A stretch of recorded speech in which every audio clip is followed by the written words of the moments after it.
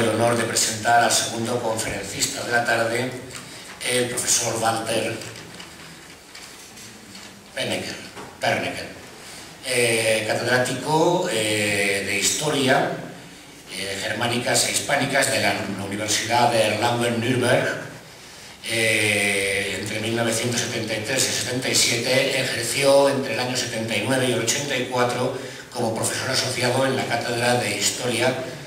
de la Universidad de Augsburgo y del 84 al 85 como profesor visitante en el Centro de Estudios Latinoamericanos de la Universidad de Chicago. Posteriormente desempeñó la Cátedra de Historia Moderna y Contemporánea de la Universidad de Berna, en Suiza, y desde el 92 la Cátedra de Estudios Internacionales de la Universidad de Erlangen-Nürnberg.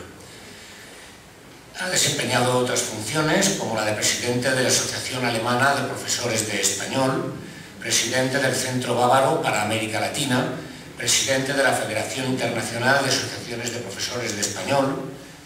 decano entre 1998 y 2001 de la Facultad de Economía y Ciencias Sociales y entre 2002 y 2003 en la Cátedra Extraordinaria Guillermo y Alejandro de Humboldt, en México, Distrito Federal.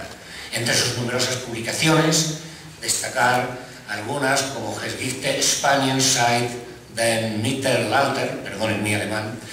publicada en Stuttgart, Spanien heute, publicada en Frankfurt, Memorias divididas, Guerra Civil y Franquismo en la Sociedad y Política Española, publicada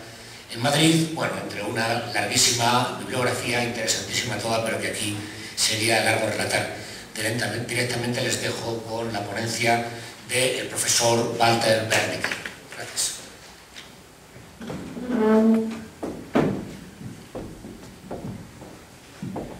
Sí. Muchísimas gracias por la presentación y en primer lugar quisiera agradecer muy cordialmente la invitación a tomar parte en este encuentro, ante todo al profesor Heraclio Bonilla y a todos los demás organizadores. El tema de mi ponencia es Alemania y la Guerra Civil Española y en cierta manera encaja muy bien con la ponencia que acabamos de escuchar porque ya aquí también se mencionó la Legión Cóndor y ya vimos unas imágenes al respecto. En la historiografía sobre la Guerra Civil Española está fuera de dudas que fue la Alemania nazi la que desempeñó el papel más destacado entre las potencias interventoras extranjeras. Ya mucho antes del derrumbe del campo socialista, también los historiadores, llamémoslos occidentales, han reconocido el carácter decisivo de la intervención alemana, carácter resaltado por historiadores comunistas ya hacía mucho tiempo, si bien basándose en una documentación más bien exigua. El propio Hitler dijo durante la Guerra Mundial, en una de sus conversaciones de sobremesa,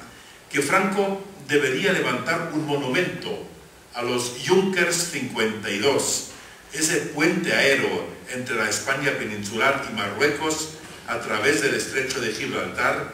ya que a ese tipo de aviones debía su triunfo la Revolución Española, entendiendo por Revolución Española el levantamiento de Franco. Durante décadas, en la historiografía se ha discutido la cuestión de la complicidad alemana en la preparación y en el estallido de la guerra civil y sobre todo se ha discutido la cuestión de las causas y de los objetivos de la participación alemana. La teoría de que la República Española cayó víctima de una conjuración fascista cuyos agentes en el interior del país habrían sido Franco y Mola, fue negada siempre por los investigadores occidentales, habiéndose incluso replicado a ella con la tesis contraria,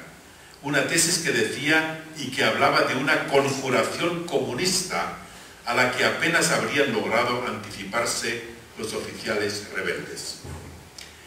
Tanto una como la otra teoría sobre el estallido de la guerra, es decir, una conjuración comunista o una conjuración fascista, aparecen hoy en día en su conjunto como leyendas históricas que pertenecen ya al pasado. Esto no quiere decir que no haya habido numerosos contactos entre las autoridades españolas y las alemanas con anterioridad al 17 de julio de 1936. Debe especificarse que el peligro de una toma de poder por parte de comunistas o de fascistas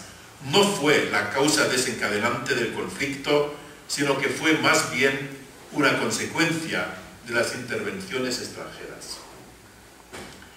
La ayuda alemana a los generales españoles rebeldes se mantuvo en secreto, a nivel oficial por lo menos, hasta el año 1939, hasta acabada la guerra.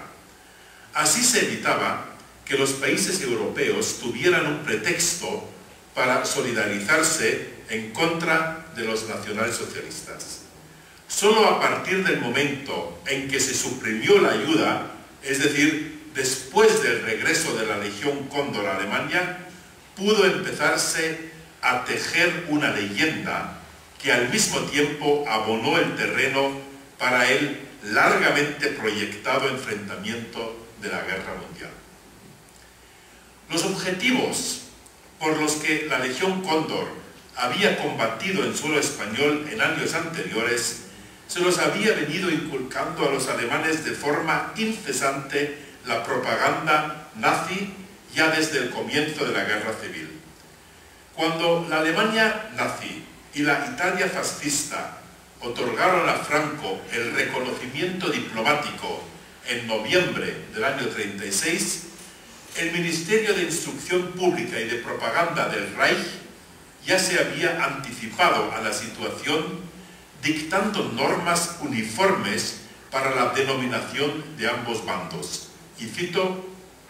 el Führer y canciller del Reich ha ordenado designar a las partes contrincantes en la Guerra Civil Española de la forma siguiente: A, el Gobierno Nacional Español, y B, los bolcheviques españoles. De este modo, quedaba fijada la imagen nacionalsocialista de España. La contraposición unilateral e históricamente falsa entre gobierno nacional o fascismo por una parte y bolchevismo o España roja por otra, condujo en la opinión pública alemana y durante largo tiempo también en la posguerra alemana a una acentuación casi exclusiva del aspecto ideológico de la intervención alemana en España. No obstante, los resultados de las investigaciones históricas hoy han dejado claro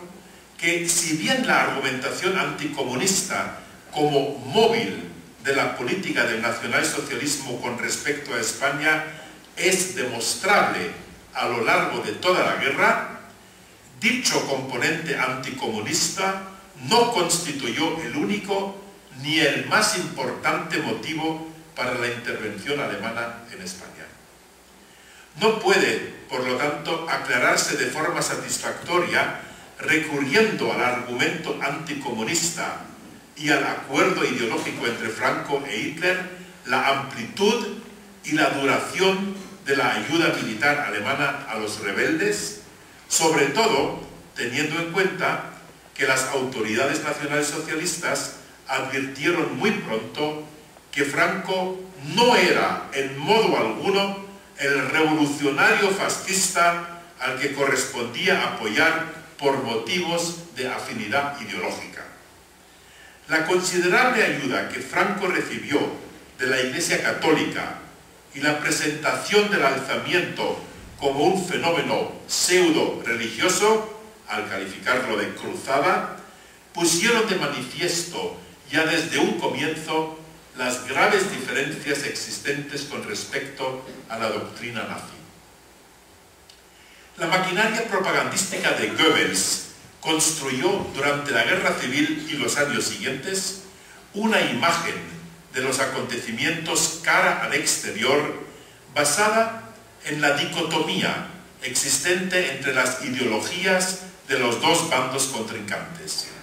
El franquismo, en numerosos discursos, fue objeto de una especie de personalización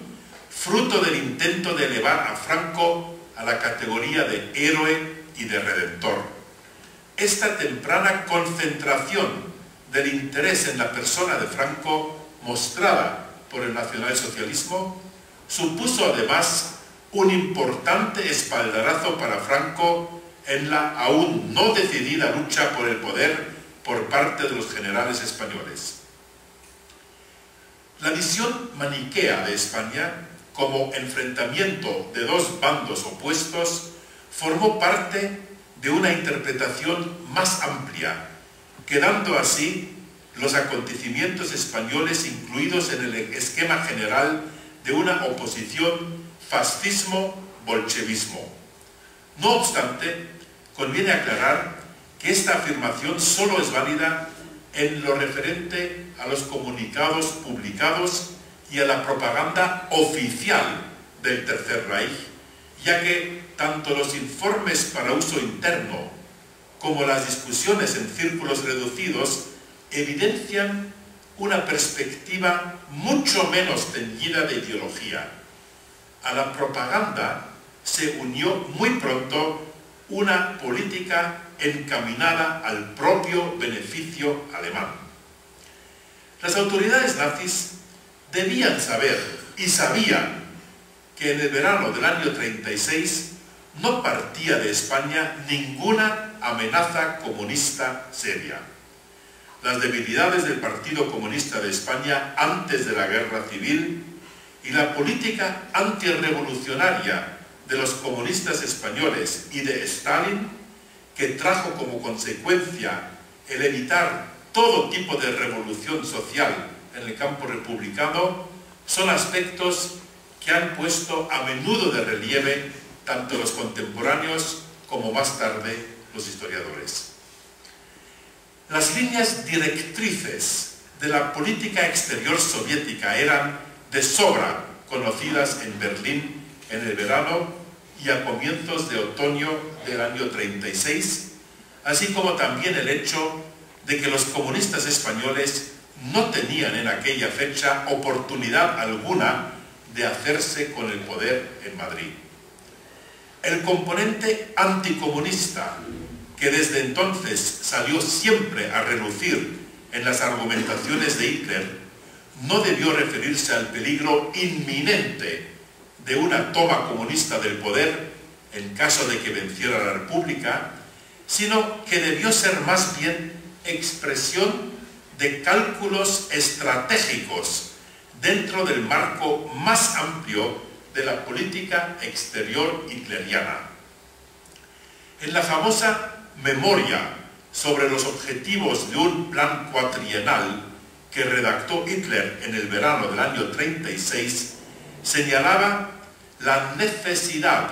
de defensa ante el peligro bolchevique como el punto más importante de la política alemana. No cabe duda de que la lucha contra el comunismo y la solución de lo que Hitler llamaba el problema de espacio de Alemania por medio de una guerra contra la Unión Soviética fueron dos de las constantes del pensamiento hitleriano en cuanto a política exterior. Todas sus decisiones, por muy improvisadas y espontáneas que parecieran, se subordinaban a esas dos ideas fundamentales.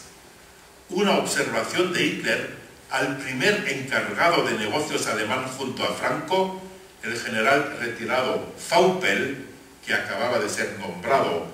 una especie de embajador ante Franco en noviembre del año 36, antes de que Vaupel partiese para Salamanca,